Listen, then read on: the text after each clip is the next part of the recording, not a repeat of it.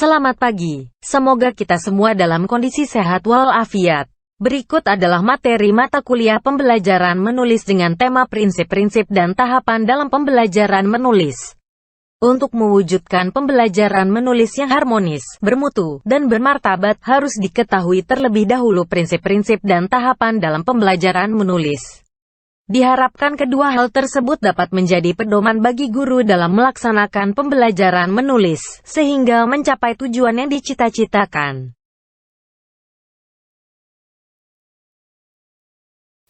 Ada beberapa prinsip pembelajaran menulis yang dikemukakan oleh Brown. 1.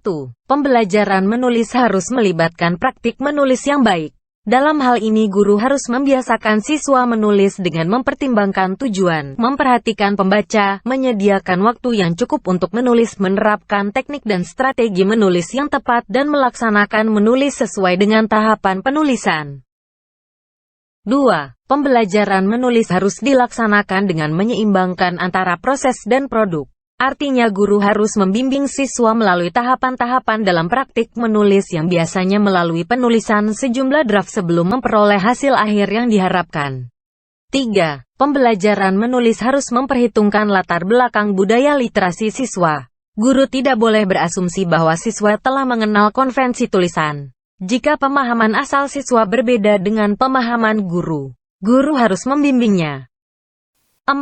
Pembelajaran menulis harus senantiasa dilaksanakan dengan menggunakan pendekatan whole language, khususnya menggabungkan antara membaca dan menulis. Selain melalui praktik menulis, siswa juga belajar dengan mengobservasi tulisan. Membaca dan mempelajari beragam teks yang tepat dapat memberi inspirasi pada siswa. 5. Pembelajaran menulis harus dilaksanakan dengan menerapkan kegiatan menulis otentik seoptimal mungkin. Menulis otentik adalah menulis yang bermakna bagi siswa sekaligus dibutuhkan siswa dalam kehidupannya sehari-hari. 6. Pembelajaran menulis harus dilaksanakan dalam 3 tahapan, yakni tahap pra-menulis, tahap menulis, dan tahap pasca menulis. Tahapan ini nanti akan dibahas lebih lanjut. 7. Gunakan strategi pembelajaran menulis interaktif, kooperatif, dan kolaboratif. Menulis tidak selalu dilaksanakan secara individual. Pendekatan menulis berbasis proses merupakan pembelajaran menulis yang interaktif dan terpusat pada siswa. 8. Gunakan strategi yang tepat untuk mengoreksi kesalahan siswa dalam menulis. Evaluasi tulisan siswa dapat dilakukan dengan berbagai pendekatan, karena menulis melibatkan banyak langkah perencanaan dan karenanya kesalahan sering muncul. Sebelum tulisan akhir diperoleh, pastikan guru berperan sebagai konsultan atau fasilitator saat menanggapi tulisan siswa.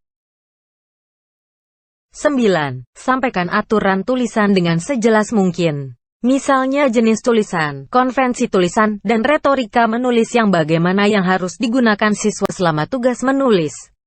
Guru tidak boleh berasumsi siswa akan paham dengan sendirinya, sehingga aturan-aturan terkait dengan tulisan harus disampaikan secara eksplisit. Berdasarkan beberapa prinsip yang dikemukakan Brown di atas, jelaslah bahwa pembelajaran menulis harus dilakukan guru dengan sebaik mungkin dan seoptimal mungkin. Pembelajaran menulis haruslah menekankan proses menulis yang sesungguhnya sehingga pembelajaran menulis tidak hanya sekadar menekankan pada produk menulis. Pembelajaran menulis pun harus dilakukan guru dengan mengaitkannya dengan keterampilan berbahasa yang lain, khususnya membaca. Tulisan yang dibuat siswa haruslah tulisan otentik yang bermakna dan bermanfaat bagi siswa.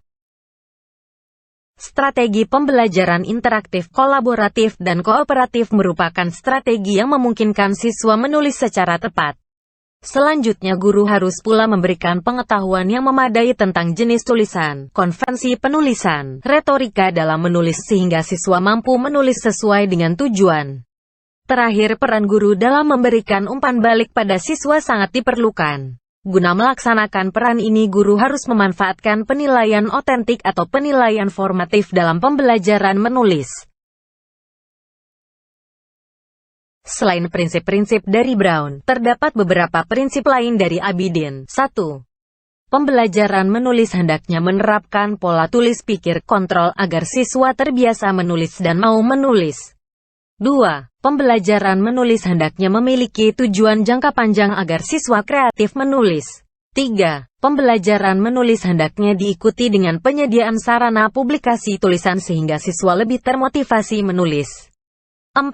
Pembelajaran menulis hendaknya disertai bentuk penilaian formatif yang tepat sehingga guru dapat secara tepat sasaran memperbaiki kelemahan siswa dalam menulis. 5. Pembelajaran menulis hendaknya menekankan kreativitas siswa dalam menulis meliputi kemampuannya menulis secara orisinal, lancar, luwes dan bermanfaat. 6. Pembelajaran menulis hendaknya dilengkapi dengan pemanfaatan teknologi dalam menulis. Bertemali dengan prinsip-prinsip pembelajaran menulis tersebut, guru harus benar-benar meningkatkan kompetensinya dalam hal menulis. Kompetensi yang dimaksud adalah kemampuannya menulis secara langsung dan pengetahuannya tentang teori menulis. Selain itu, guru harus secara kreatif menciptakan proses pembelajaran menulis yang mendorong motivasi intrinsik siswa berkembang sehingga siswa terpacu untuk mau dan bisa menulis. Yang tak kalah penting adalah guru harus menerapkan proses pembelajaran menulis secara tepat berbasis proses menulis yang sesungguhnya. Sebagaimana disampaikan pada pembahasan tentang prinsip-prinsip pembelajaran menulis tadi, prosedur pembelajaran menulis terdiri atas 3 tahapan, yakni tahap pra-menulis, tahap menulis, dan tahap pasca menulis. Tahap pra-menulis adalah tahapan yang dilakukan siswa untuk mempersiapkan diri dalam menulis.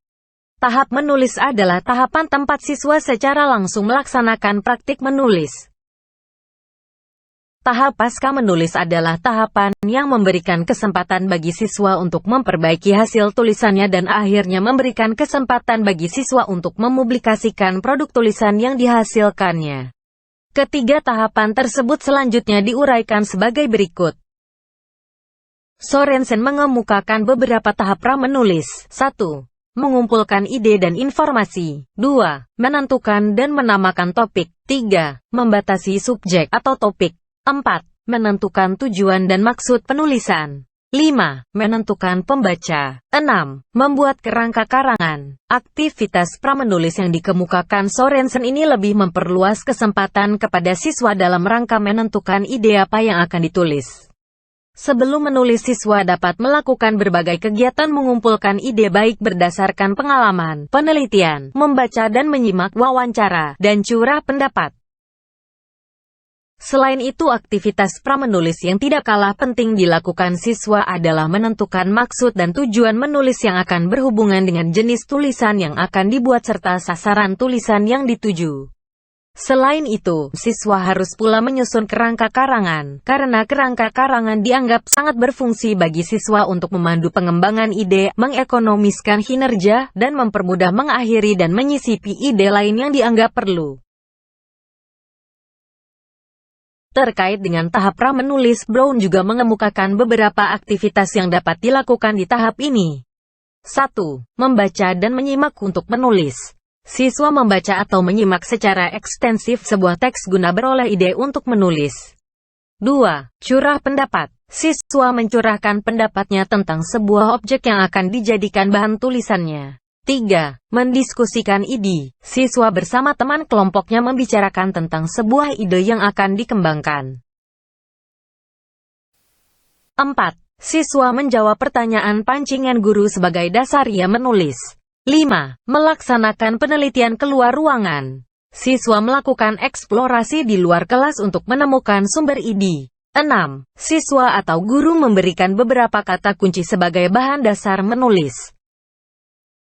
Tahapan kedua dalam proses pembelajaran menulis adalah tahap menulis. Pada tahap ini aktivitas siswa adalah mengembangkan kerangka karangan yang telah dibuatnya. Siswa harus mengembangkan kerangka karangan tersebut dengan menggunakan kalimat dan paragraf yang baik. Dalam praktiknya, tahap menulis ini dapat dilakukan secara individu, secara kolaboratif, dan atau secara kooperatif. Yang terpenting adalah bahwa seluruh siswa harus terlibat secara langsung dalam kegiatan menulis. Secara lebih mendetail, tahapan proses menulis pada tahap ini dikemukakan Sorensen sebagai berikut. 1. Mempersiapkan diri. 2. Mengikuti kerangka yang telah dibuat. 3. Menggunakan pendekatan Joyo, yakni menulis dan sesekali melihat kembali tahapan pra-menulis untuk menentukan secara tepat ide-ide penjelas. 4. Membiarkan arus pikiran. Selama menulis jangan pernah memedulikan penggunaan ejaan, kesalahan kata, kalimat, dan paragraf, serta jangan melakukan kegiatan membaca tulisan yang belum selesai. 5. Mengembangkan paragraf berdasarkan teknik pengembangan paragraf yang baik. 6. Konsisten pada tema untuk menjaga kesatuan tulisan. 7. Mengabaikan untuk sementara kesalahan-kesalahan detail khusus. 8. Menulis draft sekali jadi. Tahap pasca menulis merupakan tahap yang berat dalam praktik menulis. Setelah bersusah payah menulis, siswa akan mengubah tulisan mereka. Meski demikian, tahap inilah yang membuat tulisan yang biasa saja menjadi tulisan yang baik. Brown dan Sorensen mengemukakan beberapa aktivitas pasca menulis yang dapat dilakukan dalam kegiatan pembelajaran. 1. Cek struktur seluruh paragraf atau seluruh tulisan untuk menentukan sudahkah tulisan dibagi dalam 3 kelompok besar yakni pendahuluan, isi, dan penutup. 2. Cek struktur paragraf. 3. Cek struktur kalimat. 4. Cek bagian-bagian penting yang ditekankan dalam tulisan, seperti penggunaan susunan ide atau struktur kalimat tertentu. 5. Lakukan pengecekan terhadap konsistensi baik isi, bahasa, ejaan, dan teknis menulis lainnya. 6. Lakukan pembacaan profesional untuk menelaah kembali penggunaan tanda baca, tata bahasa, dan isi tulisan. 7. Lakukan publikasi tulisan. Sejalan dengan beberapa aktivitas yang telah dikemukakan, aktivitas penyuntingan dan pembacaan profesional pada tahap ini dapat dilakukan oleh siswa sendiri, dilakukan oleh temannya atau kelompok lain, dan juga dapat dilakukan oleh guru. Yang terpenting adalah bahwa seluruh koreksi yang dilakukan selanjutnya harus diperbaiki oleh siswa yang menulis sebelum karya tersebut dipublikasikan. Demikian materi tentang prinsip-prinsip dan tahapan dalam pembelajaran menulis. Semoga dapat dipahami dan bermanfaat. Sampai jumpa di pertemuan berikutnya.